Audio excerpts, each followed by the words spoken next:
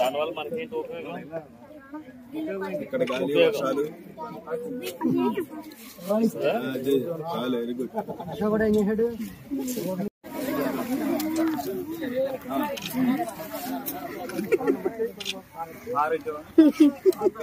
మీరు అక్కడ side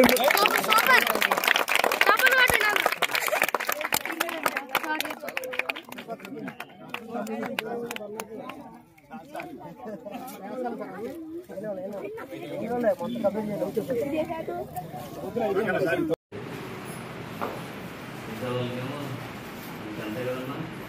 exam రాస్తారు బాగా చెప్పట్లేదా? ఇంగ్లీష్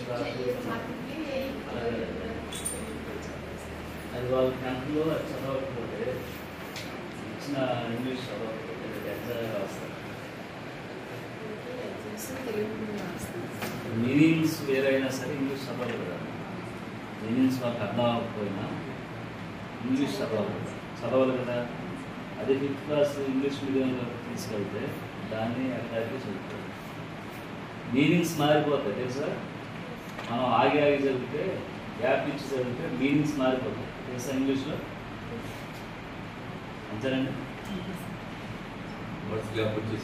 వర్డ్స్ గ్యాప్ వస్తే మీనింగ్ ఎలా వస్తుంది? పర్సంటేజ్ ఎంతండి? 98 సార్.